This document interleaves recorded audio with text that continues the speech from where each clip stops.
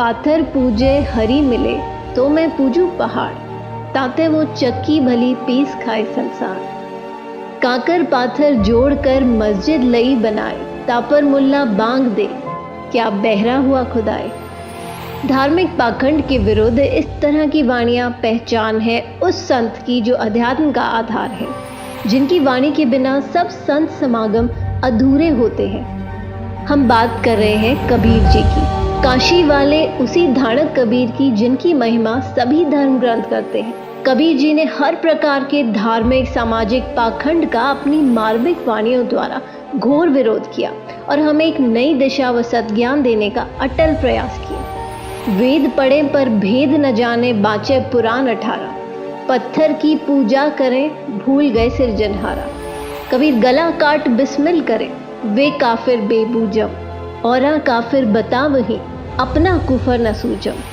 इसी तरह जात पात के ऊपर भी कबीर जी ने अपनी अमर वाणी बोली है।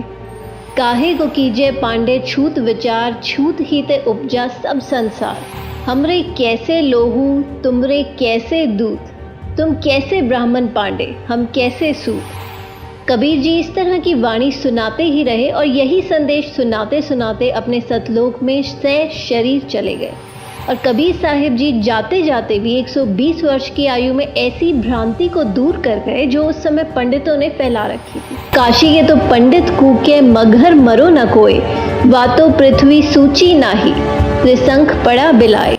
उस समय हिंदू धर्म गुरुओं पंडितों ने एक प्रथा बना रखी थी कि जो व्यक्ति काशी में प्राण त्यागता है उसे स्वर्ग प्राप्त होता है तथा जो मगहर में मृत्यु को प्राप्त होता है वो गधा बनता है।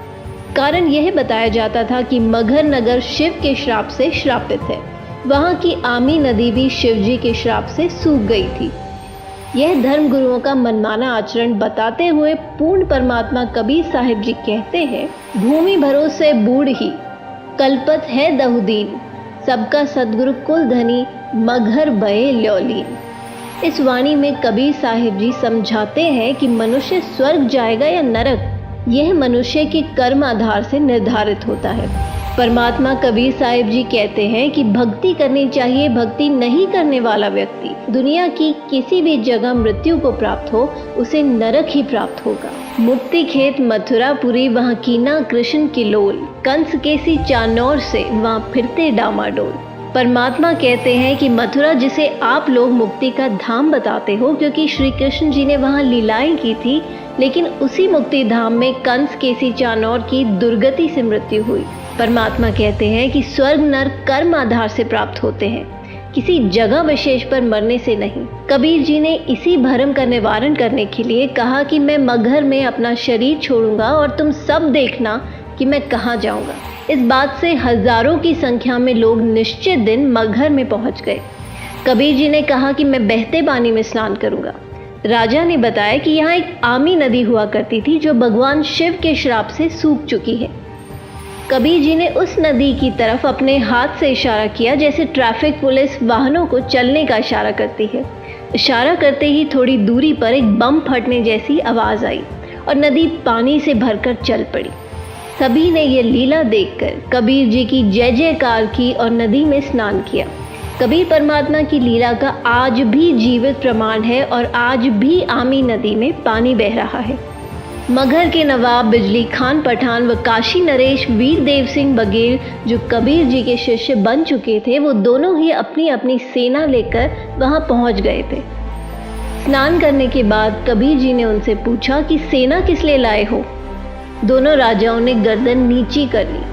तभी वहां खड़ी भीड़ में से आवाज आई कि मुस्लिम लोगों ने कहा, आप हमारे पीर हैं, हम आपका अंतिम संस्कार मुस्लिम रीति से करेंगे, इन काफिर हिंदुओं के हाथ नहीं लगने देंगे।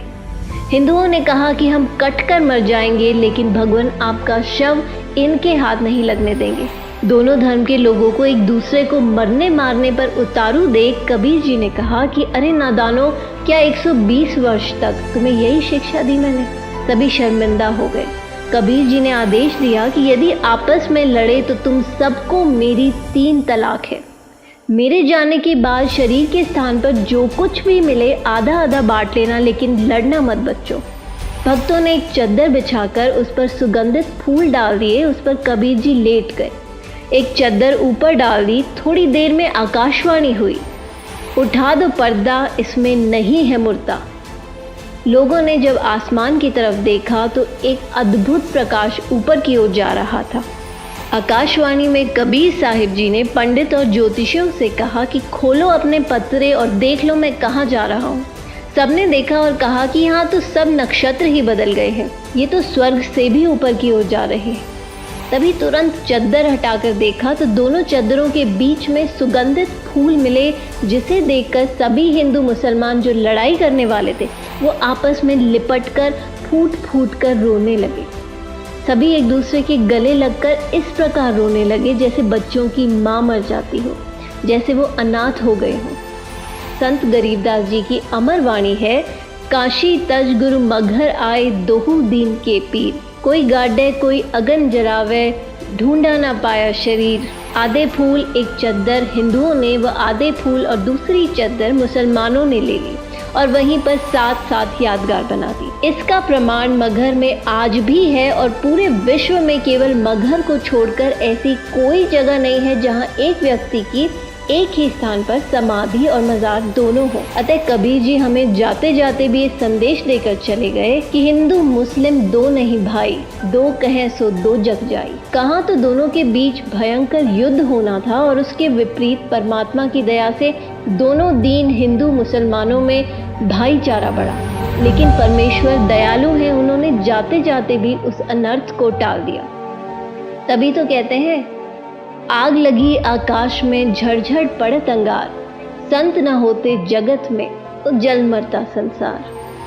वो परमेश्वर, वो संत जो विनाश से बचाने वाला है, जो प्राकृतिक परिवर्तन भी कर सकता है, वो कोई और नहीं संत रामपाल जी महाराज जी ही हैं। जी हाँ, संत रामपाल जी महाराज जी, जो वर्तमान में पाखंडवाद को खत्म करते हुए सत्य भक्ति का मार्ग चला रहे हैं। मानव समाज से निवेदन है कि संत रामपाल जी महाराज जी के सत्संग सुने और उनसे नाम दीक्षा लेकर अपना मानव जीवन सफल बनाएं।